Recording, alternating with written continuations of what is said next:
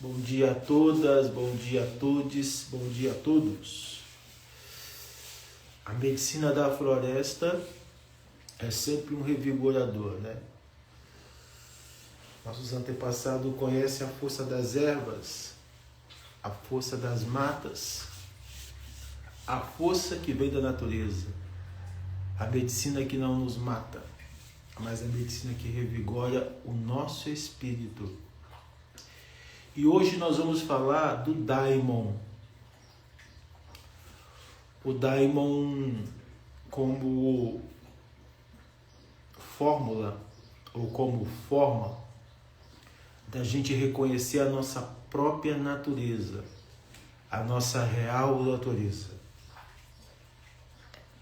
Os povos antigos, na sua diversidade, sempre tiveram elementos ou tecnologias para desenvolver habilidades e estados de consciências dentro de nós. A gente acessa muito pouco da nossa capacidade de consciência. Por quê? Porque na maioria das vezes nós estamos dormindo, embora acordados. Na maioria das vezes nós estamos despertos mecanicamente, no autômato, mas a gente está num sono profundo, ao ponto da gente não saber identificar a nossa real natureza. E a gente não reconhece a nossa real natureza, ou seja, o nosso Daimon, e eu vou explicar esse conceito daqui a pouco um pouco melhor, em função exatamente desse sono profundo. E o sono profundo, quando a gente está acordado, nada mais é do que o sono da consciência. Então, quando eu falo que uma pessoa está dormindo, embora ela esteja acordada, eu estou fazendo referência a esse sono profundo da consciência dela. A gente pode dormir, ter uma noite de sono profunda, no estado de consciência relaxada, né? Completamente adormecida, mas a gente acordar e a consciência não acordar com a gente. A consciência, pelo menos, não despertar na sua profundidade.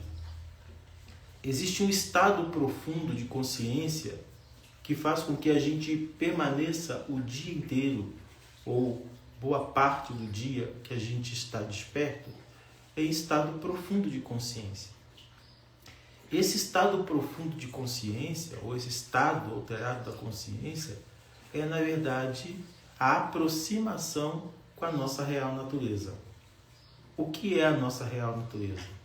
A nossa real natureza é aquilo despojado de todos os guiriguetes, de todo o aparelho mental, aparelho social, aparelho psíquico, que nos coloca numa condição refratária.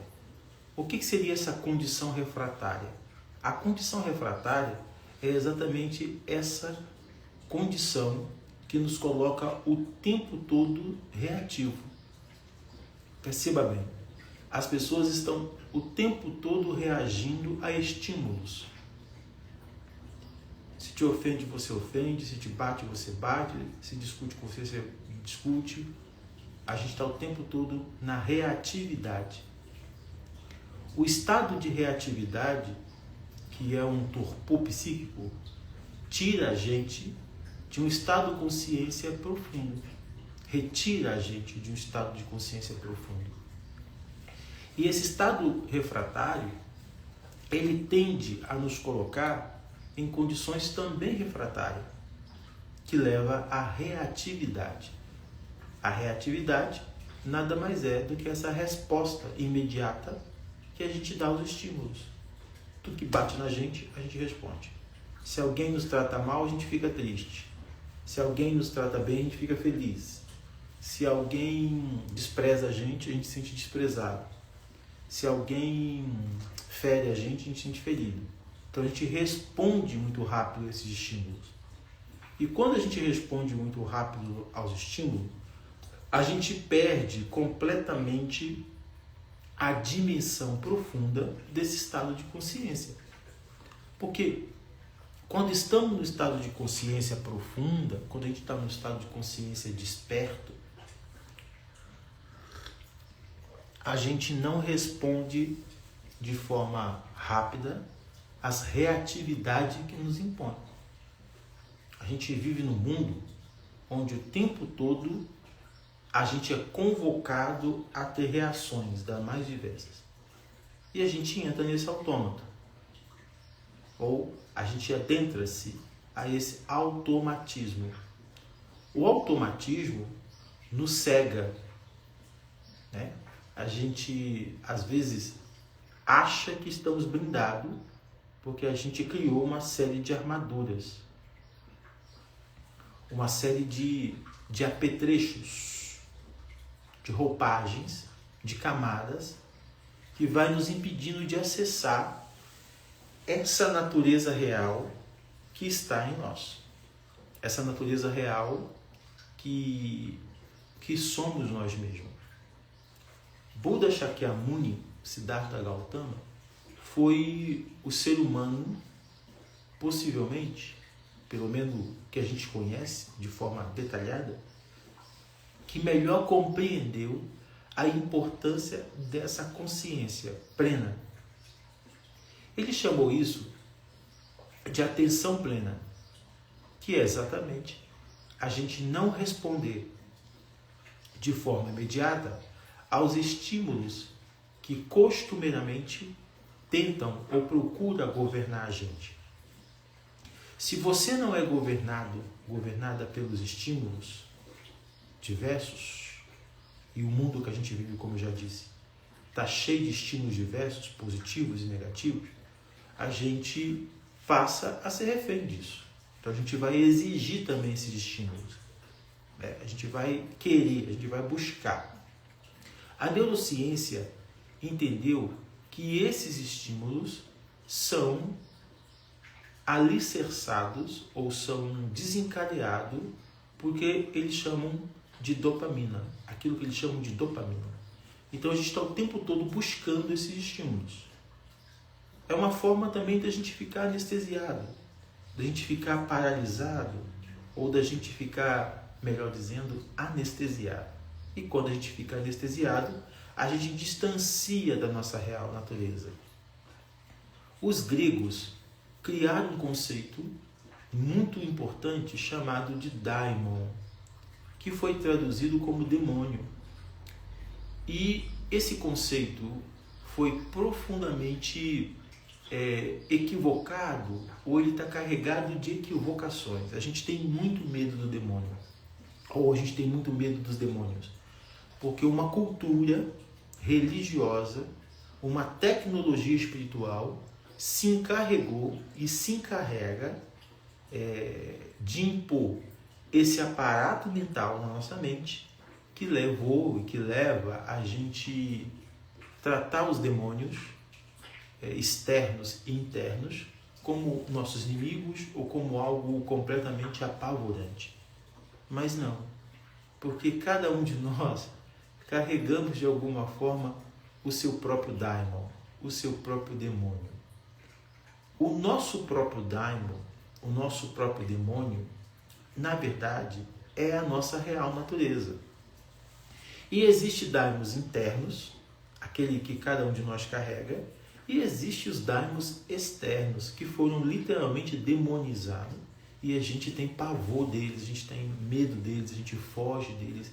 A gente colocou esses daimons externos, né? Porque eles são processos mentais, eles são memórias mentais, são forças mentais, são entidades, como a gente gosta de chamar, né? E eu poderia falar disso numa outra live, o que seriam essas entidades, que a gente também tem uma equivocação a respeito disso, né? A gente entende de uma forma também equivocada, também meio distorcida, e a distorção acaba fazendo a gente entender de forma errada a própria relação com esses demônios. Mas quando a gente entende de forma refinada o que são os daimons, tanto os que habitam em nós mesmos, os que a gente carrega da nossa própria natureza, como os daimons externos, a gente toma esses daimons como parceiros da nossa jornada. E a gente vai percebendo que entre deuses e demônios não tem muita diferença. Não tem muita divisão. Não tem muita separação. E muitas das vezes aproximar desse daimon, se cercar desse daimon, pode ser mais interessante do que a gente imagina. Porque muitas das vezes as coisas da nossa vida se travam, se fecham, se bloqueiam por causa de uma negação que a gente tem do nosso próprio daimon, da nossa real natureza. Então, quando os gregos criaram o conceito de daimon, eles estavam entendendo dessa particularidade, eles entendiam dessa particularidade da vida e da condição humana. A nossa própria condição humana é daimon, ou a nossa real condição humana é daimon. Então, quando a gente estipa, quando a gente nega o nosso daimon, quando a gente nega a nossa natureza real, a gente nega também nossas capacidades, ou as melhores capacidades que a gente pode ter de lidar com os problemas, de lidar com as coisas e de nos favorecer. Então a gente fica numa luta, a gente fica numa revolta, a gente fica numa briga eterna entre Deus e demônio, entre o bem e o mal, entre o que é socialmente aceitável e o que é socialmente negado. Geralmente a gente tende a negar o que é socialmente negado, a gente tende a negar nós mesmos, a gente tende a abrir mão do que a gente de fato é. E quando a gente abre mão do que a gente de fato é, a gente está colocando uma série de empecilhos, uma série de tropeços, de barreiras naquilo que a gente almeja, naquilo que a gente necessita, naquilo que a gente precisa, naquilo que a gente gostaria de obter. E aí que entra o quiprocó da nossa própria existência, porque ao negar essa condição natural da gente, ao negar o que a gente mesmo é, a gente não consegue avançar muito, a gente não consegue evoluir muito, a gente não consegue andar muito, a gente fica paralisado. Então a gente está ali fazendo um ebó, fazendo uma obrigação, fazendo algo para a gente lidar com o pormenor da nossa vida, mas isso acaba não desmatelando, isso acaba não trazendo respostas, isso acaba não nos favorecendo. E o real motivo das coisas muitas das vezes não nos favorecer é porque a gente nega uma expressão da nossa existência que é fundante, que é particular, que é providencial para as nossas vidas. E isso é o nosso daimon, isso é a nossa real condição, isso é a nossa realidade mais profunda. A nossa real natureza, ela necessita dessa radicalidade de quem nós somos. A nossa real natureza necessita que a gente se ocupe dela. Então, quando a gente pratica tradições mágicas, tradições que adentram o mundo invisível, o mundo dos espíritos, o mundo ôntico, a gente precisa reconhecer essa natureza para poder manusear as tecnologias desse mundo invisível. Se a gente não reconhece nossa real natureza e a gente foge dela, a gente briga com ela, a magia que começa dentro da gente acaba se afastando da gente. A magia, ela requer, ela exige que a gente se aproxime de nós mesmos. A magia precisa que a gente se aproxime de nós mesmos. A magia precisa que a gente se reconheça. Que a gente reconheça o nosso daimon, que a gente reconheça o nosso demônio, a nossa expressão de vida mais vital, mais real.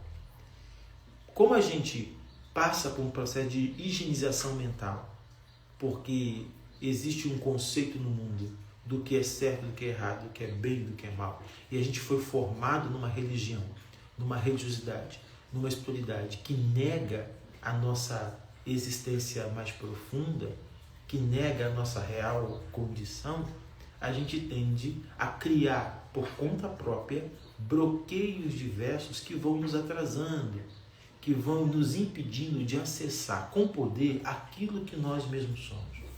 Veja bem, a magia, ela não vem do outro. Por mais que eu tenha um mestre, por mais que eu tenha uma mestra, por mais que eu tenha um professor que me abre o terceiro olho, ou que me abre as possibilidades de acesso ao mundo mágico, ao mundo ôntico, ao mundo invisível, o professor, o mestre, não pode fazer por mim o que eu mesmo tenho que fazer. Então, se alguém te inicia numa tradição mágica, seja ela qual for, o trabalho de produzir essa magia que já existe dentro de você é seu. O outro, que é o que se ocupa da função de mestre, de professor, de babá, de pai, de instrutor, do que seja, ele só tem a incumbência de te conceder métodos, conhecimentos, chaves, compreensão, para você aprimorar o que você já tem. Então, todo mundo já tem essa magia dentro de si. Vamos dar um exemplo concreto. Eu vou a um pai de santo, uma mãe de santo, um babalaô, para fazer um certo trabalho para mim, um ebó, para eu ter um emprego. Ele vai lá, ele identifica que há uma negatividade me impedindo de ter um emprego, de conseguir um emprego, e ele consegue mapear a minha precisão ao ponto de construir um percurso, um processo, uma terapêutica, né?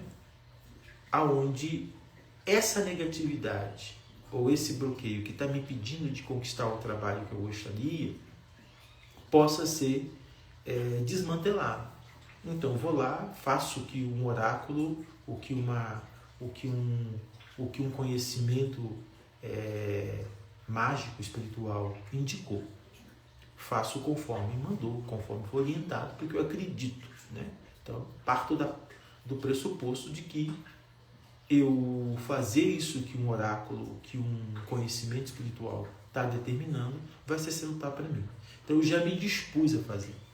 Quando eu me disponho a fazer e eu faço, e a coisa foi feita da forma que foi recomendada, certinho, tudo bonitinho, né? Eu fico com a parte mais importante na execução disso. O que eu quero dizer? Que depois que eu faço o que me foi indicado para fazer, o meu papel, a minha função de tornar isso maior é mais poderosa, é mais forte do que o meu professor, o meu mestre, o meu pai, minha mãe, meu babalaô determinou. Porque enquanto ele obedeceu à instrução oracular ou o conhecimento espiritual que foi determinado ali, ele fez a parte dele. Agora eu preciso fazer a minha parte. Aí é onde entra a importância da minha verdade, da minha natureza real se impor ali. Porque vai depender de mim o resultado daquilo que eu fui buscar. Vai depender de mim a disponibilidade que eu coloquei ali naquilo que eu fui buscar. E isso é uma incógnita, porque a gente também está acostumado a esperar do outro que o outro faça um milagre que a gente quer. A gente está profundamente fadado, aprisionado, a gente é prisioneiro dessa verdade equivocada. Como assim, Olô? A gente é prisioneiro dessa verdade equivocada. A gente parte do pressuposto que o outro tem que fazer algo para nós e que o sucesso do nosso feito depende do outro. Não. Dependeu até um certo ponto, mas depois não depende mais. Depois depende de mim exclusivamente. Depende de como eu me posiciono diante daquilo que foi liberado para mim. Porque se tudo foi seguido conforme a orientação do mundo ôntico, do mundo espiritual, então eu estou com a bola na mão. Eu estou com a outorga na mão. É eu que vou sancionar a abertura disso.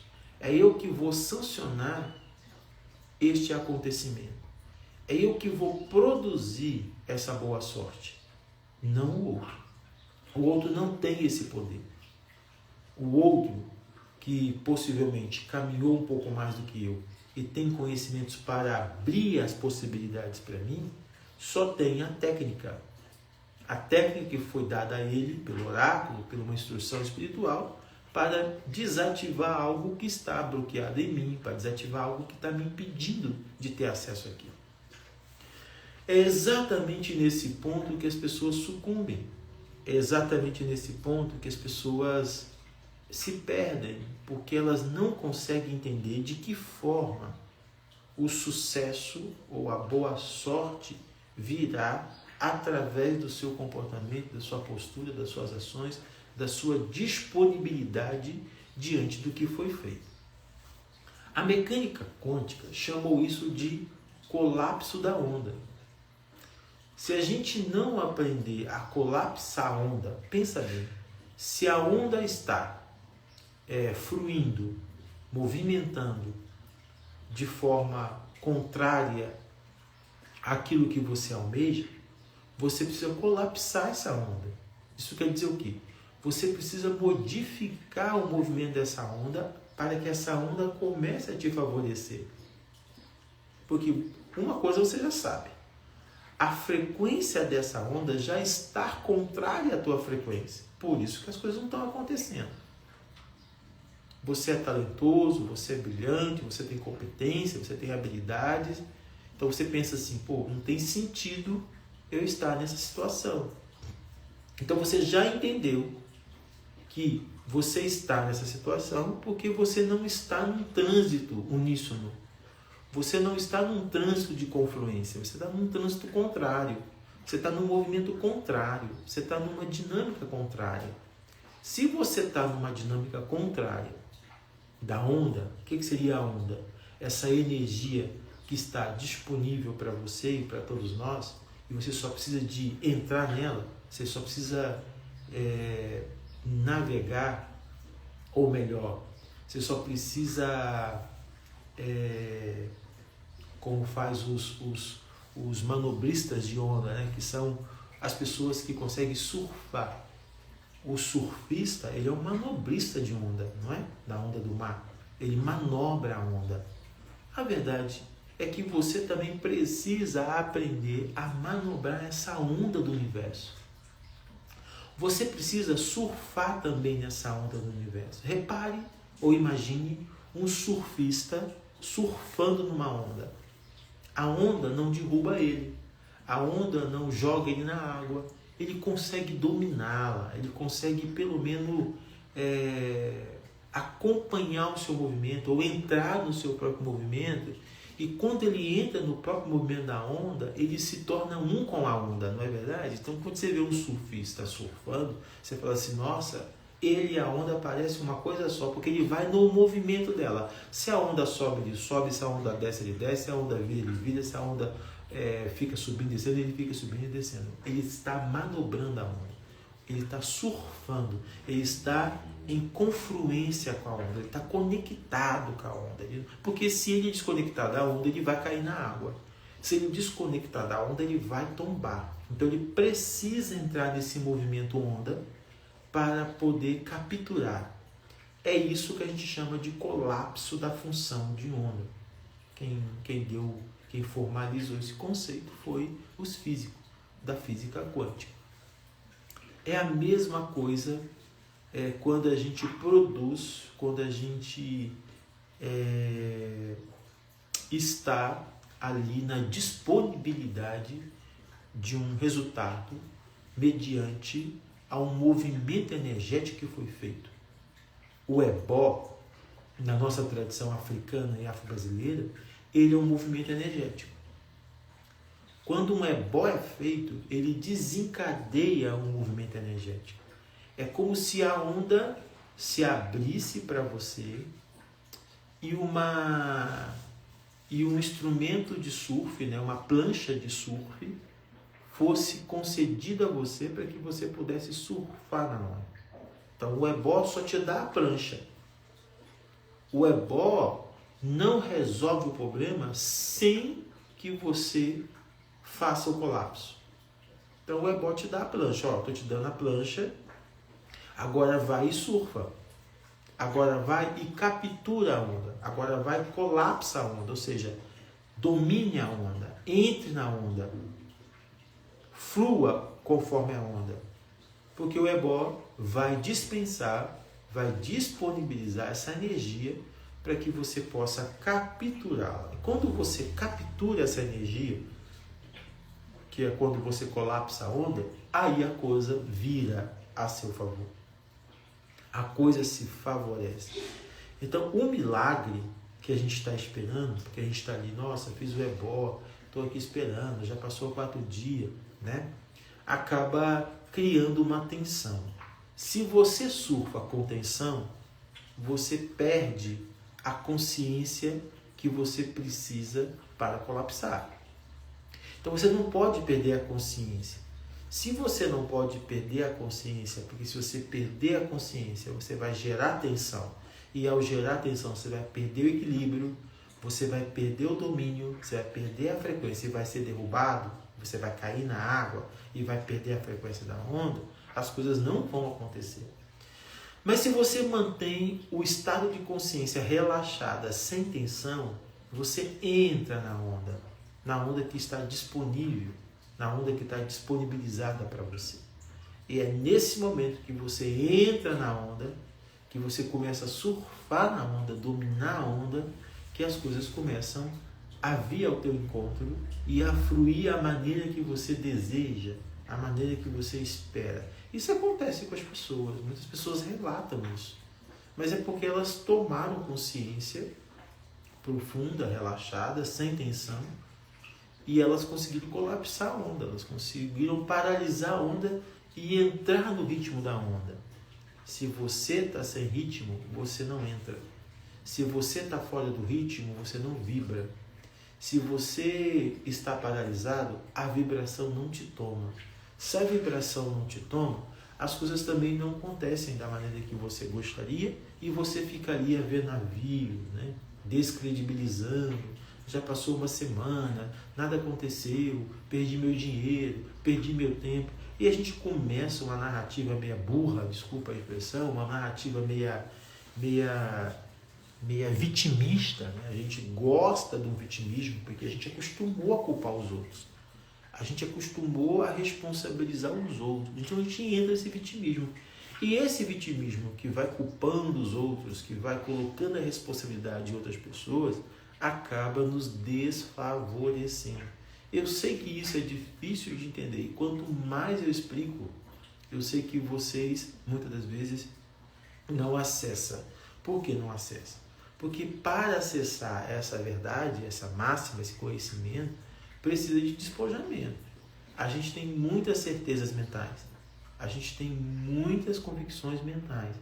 E as muitas convicções mentais que a gente tem acaba nos desfavorecendo. Porque muitas das vezes a gente precisa de desconstruir essas convicções mentais. A gente precisa de desconstruir essas certezas mentais para que a gente possa acompanhar o fluxo das coisas e capturar as coisas. Eu costumo dizer que as verdades que você precisa, que a verdade que você precisa ver, está diante dos teus olhos. Tudo que você precisa saber está diante dos seus olhos, não está distante. E às vezes você não vê porque você não quer ver. Às vezes você não vê porque você não consegue ver. Às vezes você não vê porque você está tão bloqueado que você não vê mesmo. Você fica refém das suas convicções mentais.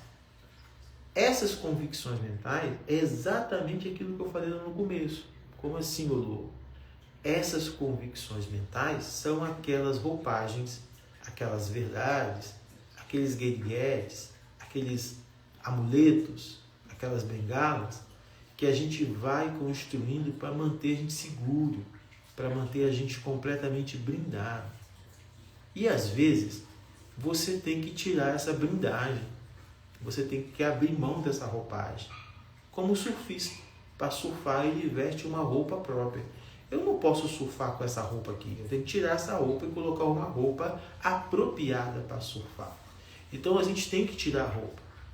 É metáfora para dizer que a gente precisa de despojar, que a gente precisa de abandonar certezas, que a gente precisa de abrir mão de convicções mentais que podem estar equivocadas e podem sim barrar a gente de ter acesso à boa sorte que a gente quer. Vocês concordam comigo que é um estado mental que está determinando e que está conduzindo tudo isso? Exatamente isso. É o teu estado mental. É o teu estado mental quem favorece ou desfavorece você. Volto na questão da real natureza e na questão do daimon. Reconhecer o nosso próprio daimon é abrir mão de equivocações mentais. E aí, às vezes, a gente precisa descer no limbo. Às vezes, a gente precisa passar pelo deserto, pela escuridão, pelo torpor, pela vertigem.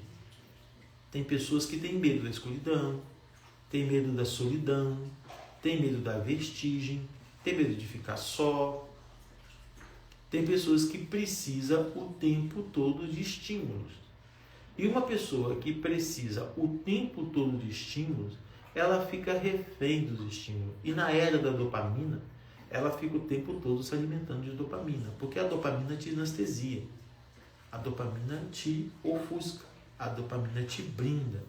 Então você está ali com uma situação, mas você está alimentando dopamina no teu organismo, porque ela te desvencilha, ela te distancia, ela te deixa amorfo, refratário, anestesiado. Uma pessoa anestesiada, ela não produz colapso da onda. Uma pessoa anestesiada não consegue colapsar a onda. Para você colapsar a onda, você precisa de antemão abandonar a anestesia que te paralisa. A anestesia que te mantém ali, paralítico. Lembra? A anestesia mantém a gente parado. A anestesia tira o movimento da gente. A anestesia tira a nossa capacidade de movimentar diante das coisas. A anestesia foi feita para nos paralisar, para nos tirar qualquer estímulo, para nos tirar qualquer possibilidade de consciência, melhor dizendo. Então você precisa de abandonar a anestesia que te paralisa, que te impede de acessar as coisas como de fato elas são, como de fato elas estão, como de fato elas se apresentam. Muitas das vezes, reconhecer o nosso daimon, o nosso demônio, é habitar com essa escuridão. É habitar com essa impossibilidade de não ter respostas imediatas, corriqueiras, diante dos nossos pormenores. É sobre aprender a silenciar, é sobre aprender a calar, é sobre aprender a ficar de stand-by, surfando. Porque uma pessoa que está surfando, ela está de stand-by, ela está no movimento da onda. Não é você quem está levando a onda, é a onda quem está levando você. É a onda que está te conduzindo. Mas a onda só começa a te conduzir quando um estado alterado da consciência conflui com ela. Então, no fundo, quem está conduzindo quem? É a onda que está conduzindo você ou é você que está conduzindo a onda? Não é nenhuma das duas, não é nenhum dos dois, na verdade. Não é nem a onda que está te conduzindo, nem você que está conduzindo a onda. Existe um aparato, outro. Existe um terceiro dispositivo. Existe uma terceira força depois que você conflui, depois que você para de brigar, depois que você sai da tensão e entra na onda, existe uma terceira força que move, que é a mesma força que move a onda e a mesma força que move você. Então, na verdade, não é nem a onda que está te levando e não é nem você que está levando a onda. Quando você adentra o mistério e você colapsa a onda e você conflui com ela, então essa terceira força, essa energia cósmica universal, essa energia que já está posta, que já existe, comanda esse movimento. E é este movimento comandado por essa energia que está no universo, essa força da gravidade, esse eletromagnetismo. Quando ele comanda as coisas, aí as coisas começam a se apresentar, começam a aparecer da forma que você gostaria. No fundo, a vida começa a te favorecer, porque tudo é energia, tudo é movimento, tudo está numa frequência que você participa ou não participa, que você toma ela para você ou não toma ela para você. Se você entra no negativo, você bloqueia esse fluxo. Se você está no negativo, você não tem acesso a esse fluxo. Quando você sai desse negativo, você acessa esse fluxo e você começa a corresponder a esse fluxo. No momento que você corresponde a esse fluxo também vai corresponder a você.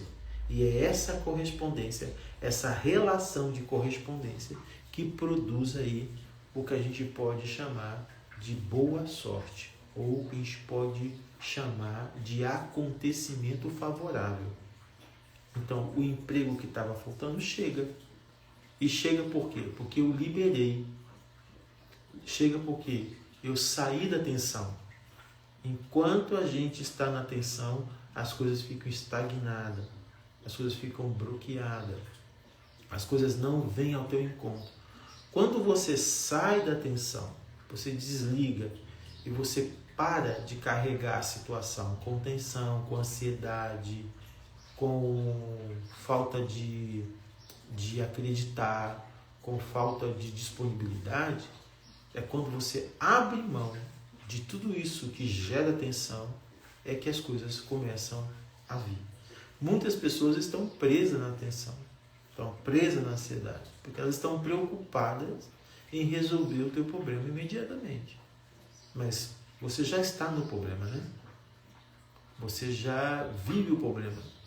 Você já é refém do problema. Então, que tal abandonar essa condição de refém, aceitar o problema e, ao fazer o que você precisa fazer, somente fluir? Ou simplesmente deixar com que as coisas sigam o teu próprio rumo, a tua própria naturalidade. Essa própria naturalidade, quando tomam a gente, quando ela se abriga da gente, a gente deixa também vir à tona, a gente faz vir à tona o nosso daimon, a nossa natureza real. E essa natureza real tem uma força muito grande, ela tem um poder muito grande. A nossa natureza real, o nosso daimon, tem uma capacidade inacreditável de nos favorecer, de contribuir com a nossa felicidade. O motivo da nossa infelicidade, muitas das vezes, é porque a gente nega esse daimon. É porque a gente nega essa natureza real, que às vezes ela é assustadora. Às vezes nossa natureza real pode nos assustar.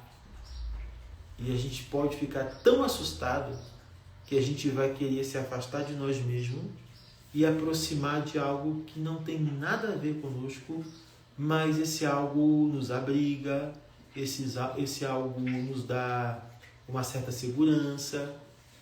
E muitas das vezes a gente faz isso com pessoas, com objetos, um trabalho que a gente passa 40 anos nele, 20 anos nele, 10 anos nele, está ali.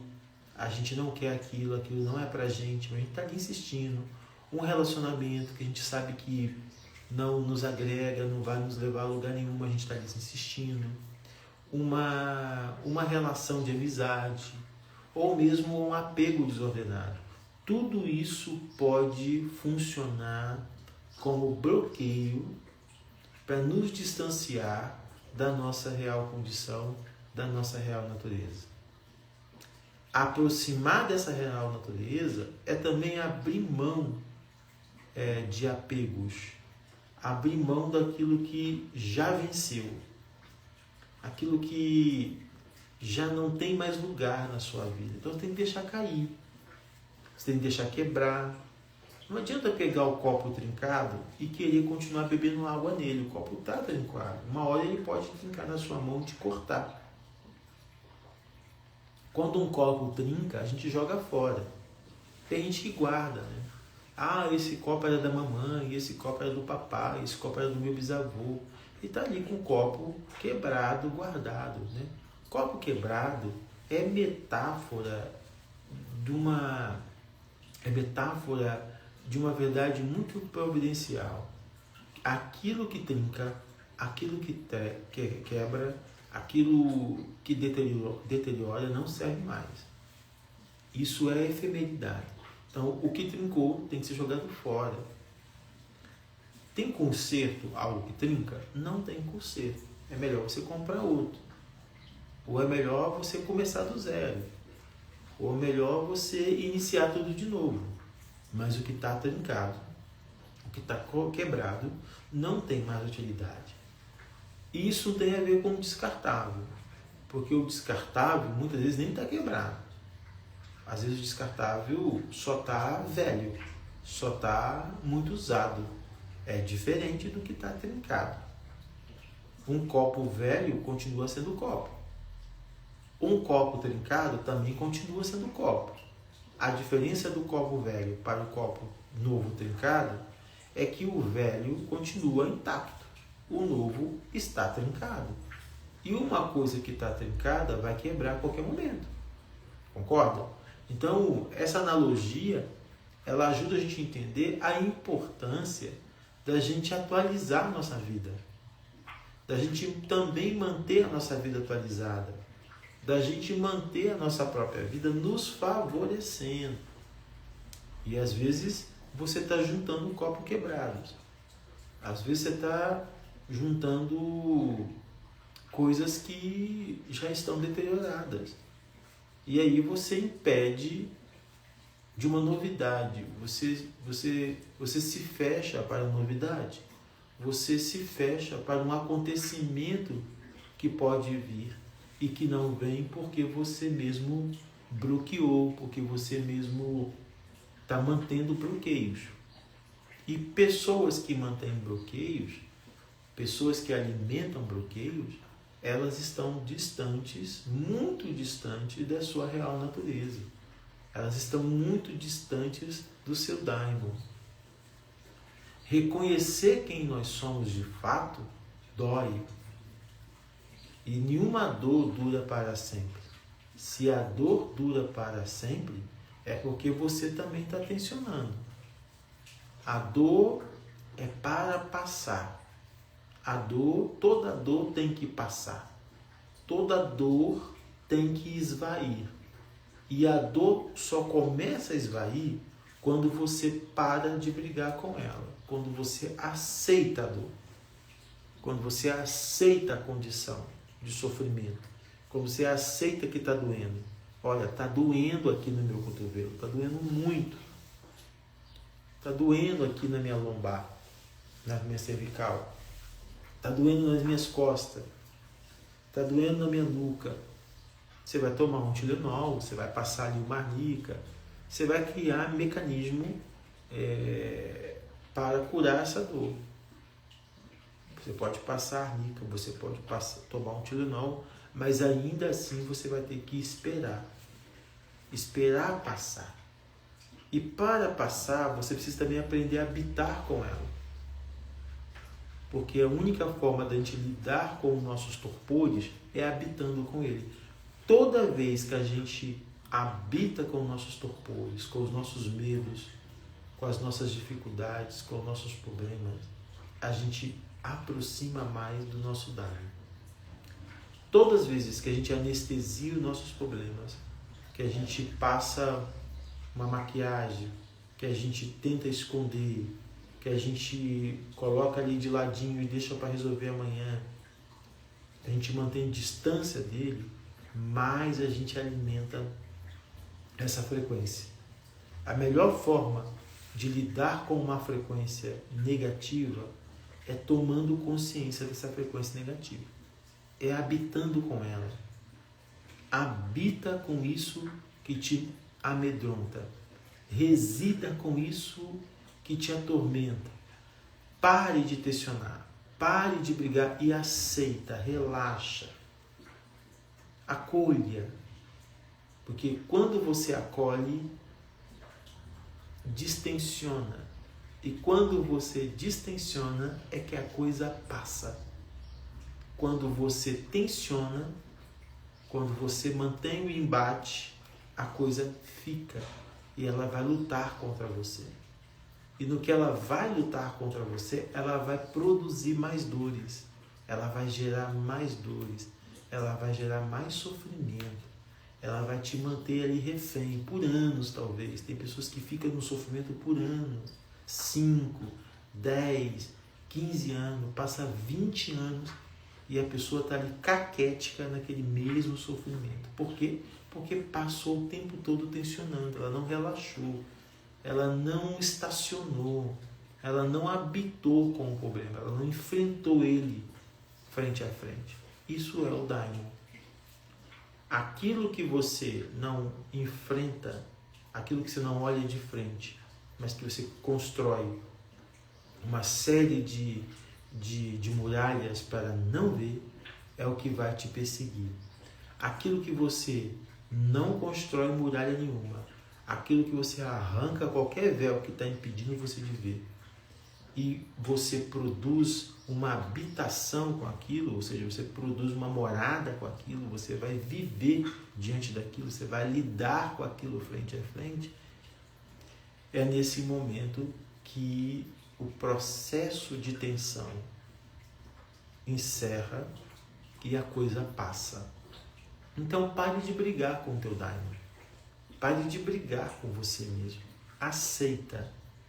Aceita que dói menos. Entende? Não tem esse chavão aí. As pessoas falam, olha, aceita que dói menos. Esse chavão tem toda a razão. Esse chavão, aceita que dói menos, é pura verdade. Aceita que vai doer menos. Briga com isso que vai doer mais. O que causa dor, o que causa torpor, o que causa dilema, agonia, é exatamente a parte intrínseca da sua condição humana que representa o Daimon. O Daimon, que é algo muito íntimo seu, é exatamente isso que você quer abrir mão. É exatamente isso que você quer extirpar. Quando essas coisas que você quer extirpar te tomam, você precisa reconhecê-la, você precisa habitar com ela, você precisa de estar com ela. Quando você decide reconhecê-la, quando você decide estar com ela, você relaxa. Como eu estava dizendo, o Senhor Buda, o Buda Shakyamuni, entendeu muito bem isso. O despertar do Buda nada mais é do que o domínio ou a frequência que levou ele a habitar, a residir com teus próprios demônios. Quem mora com seus demônios, quem aceita seus demônios, desperta, acorda.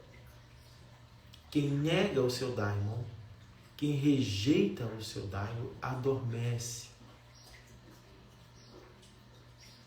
Fica cego, fica paralisado.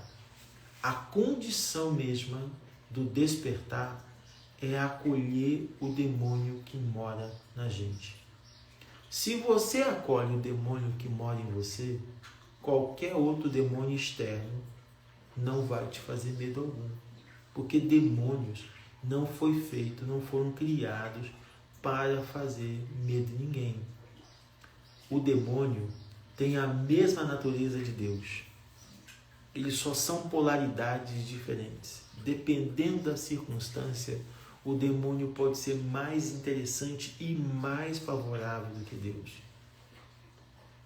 Então, embora eles são diferentes, demônio é uma coisa, deuses é outra, demônios são uma coisa, deuses são outras. A diferença de ambos, de deuses e de demônios, não está na produção favorável que pode te conceder. Ambos, tanto deuses como demônio, podem te conceder coisas muito maravilhosas. E não tem nada a ver com essa mentirada que o cristianismo colocou na nossa cabeça em relação aos demônios. No Evangelho, o demônio assumiu um lugar muito nefasto, muito feio. E ele assumiu esse lugar ali no Evangelho para poder referendar ou para poder fundamentar uma outra lógica de mundo, uma outra mentalidade que consiste em dizer que as pessoas precisam ser dominadas, domadas, adoçadas. E essa lógica de adoçar as pessoas, de manter as pessoas controladas, ela cai bem, mas muito bem, na dinâmica em torno de um Deus único. Um Deus que controla, um Deus que mantém todo mundo adoçado, todo mundo servil. O demônio, ele está na contramão dessa lógica, porque o demônio te libera. O demônio faz você lidar com quem você é. O demônio não tenta te construir a partir de uma aceitação social ou de um dispositivo social que produz aceitação. Enquanto Deus está muito mais preocupado com a tua moral, o demônio está muito mais preocupado ou está muito mais relacionado à tua moral. É o que eu chamo da sua verdade despojada. A sua verdade despojada, sem o pano de fundo da moral, está profundamente ligada ao teu daimon. Está profundamente relacionado ao teu demônio. A tua parte ligada à tua moral, às tuas virtudes, todo esse aparato que você criou para ser aceito socialmente, ele está ligado a Deus, né? Porque a dinâmica entre Deus e o demônio está neste lugar, enquanto o demônio, o daimon, está para a nossa realidade intrínseca mais profunda, a nossa verdade, a nossa natureza mais real. Deus está mais para aquilo que se relaciona à tua postura diante das coisas, diante da vida, diante das pessoas. Então está muito mais ligado ao aspecto da moral. Só que uma coisa e a outra coisa não são tão distantes assim como a gente imagina. Elas não estão tão longe assim como a gente imagina. Elas não são diferentes assim como a gente imagina. Elas são facetas, ou elas são particularidades de uma dimensão única, que é essa dimensão da existência pessoal de cada um. O que você precisa entender é que tanto demônios e deuses, quanto a sua dimensão daimon, quanto a tua dimensão divina, diríamos assim, eu não diria nem divina, porque essa dimensão daimon também é divina. Eu diria essa dimensão real do que você de fato é e essa dimensão do que você quer ser para os outros. Então, enquanto o daimon está dizendo da sua dimensão, da sua particularidade mais intrínseca, mais íntima, mais real possível, a sua dimensão de Deus, divina, está mais relacionada àquilo que você quer construir, àquilo que você quer se apresentar diante dos outros. As duas coisas precisam caminhar juntas. As duas coisas precisam se favorecer. Porque negar tanto uma quanto outra pode ser complicado para a tua vida. Então o melhor caminho é reconhecer o daimon que te habita. Conhecer o daimon que você carrega. Conhecer o demônio que você carrega.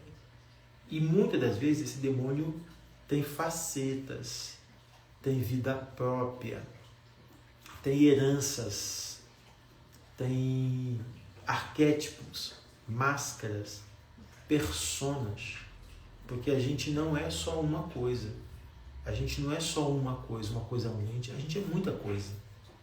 Então, conectar com esse daimon, com essa real natureza, vai produzir aí um outro estado de consciência que com certeza vai te favorecer e vai despertar um poder incomensurável, um poder, uma força que você ainda não reconheceu, que você ainda não acessou, que você ainda não dominou e que você muitas das vezes está brigando com ela, está negando ela e, consequentemente, trazendo questões das mais diversas para a sua vida. Questões ruins, obviamente, questões problemáticas, obviamente, porque a negação dessa natureza pode nos adoecer.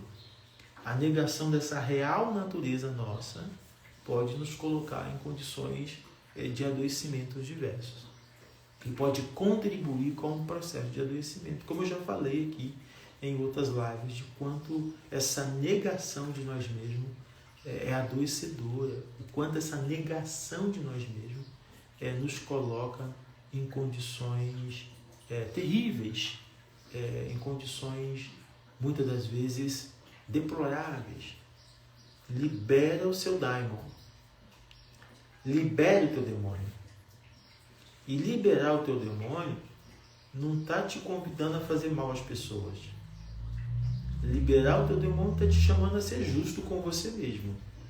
E às vezes ser justo conosco mesmo pode soar ser mal para outras pessoas. As pessoas podem entender de outra forma. Porque tem gente que está tão acostumada com a sua docilidade, tem gente que está tão acostumada com a sua disponibilidade, que quando você levantar o seu demônio, elas não vão gostar. Mas por que não vão gostar? Porque tem gente que acostumou com a sua docilidade. Tem gente que acostumou com a sua disponibilidade. Tem gente que acostumou com o seu lado anjo. Ai, como essa pessoa é um anjo para a minha vida. Como essa pessoa é um anjinho para mim. Como essa pessoa... Tem gente que está à vontade em você sendo essa pessoa dócil, angelical, bondosa. Isso não é desinteressante. Isso é bacana, inclusive. Mas pode ser que a sua dosagem de angelical, de bondosa, esteja tão alta que você está sendo mais anjo, mais bondoso do que tudo. Aí é onde entra o desequilíbrio. Eu já vi muita gente bondosa ao extremo sucumbindo. Porque chega numa hora, chega num momento que a própria pessoa não dá conta de bancar essa bondade toda. Ela está tão refém da precisão do outro, que ela esqueceu dela, né? Então, às vezes, deixar vir o seu daimon à tona equilibra essas polaridades, né? Ou mantém essas polaridades equilibradas. É aí que entra a beleza da vida, que é exatamente manter equilibrado a nossa natureza angelical e a nossa natureza daimon. Eu acho que isso tem que se equilibrar. A questão é que a gente vive numa cultura religiosa que nos estimula o tempo todo a ser angelical, que nos estimula o tempo todo a reconhecer os nossos anjos. Todo mundo fala de anjo, né? São vários anjos, né? A pessoa fica com o negócio de anjo para lá, anjo para cá, e só dá anjo, né? Cadê os demônios, né? A gente tem medo dos demônios, a gente tem pavor do demônio. A gente tem uma cultura, a gente foi educado numa cultura que nos ensinou a ter pavor do demônio. E os daimons, os demônios, tanto o nosso demônio pessoal, que todos nós carregamos dentro de nós, como os demônios externos, porque tem um monte de demônio solto por aí, pode ser interessante a gente habitar com eles, pode ser interessante a gente residir com eles, pode ser interessante a gente saber dialogar com esse demônio interior e com esses daimons externos que rondam a nossa existência, que rondam a nossa vida. Eu espero que você consiga lidar com isso. Espero que você aprenda a aceitar o seu daimon, a aceitar a sua real natureza e reconhecê-la. E ao reconhecê-la, encontrar o equilíbrio, ou encontrar a maneira de você mesmo, a sua maneira, lidar com isso que você é. Tá bom? Eu concluo por hoje essa live. A gente se vê novamente amanhã. Eu estou num mês um pouco delicado. Daqui a um mês, praticamente, eu defendo a minha tese doutoral. Então, eu estou muito empenhado nessa organização, nessa produção, nesse preparo. Né? O preparo é um preparo total, né? Não é só da mente, não é só do intelecto, né? É o final de um percurso, é o final de um ciclo muito importante para mim. Eu levo esses processos de fechamento de ciclo muito a sério, porque encerra toda uma caminhada de 4 anos.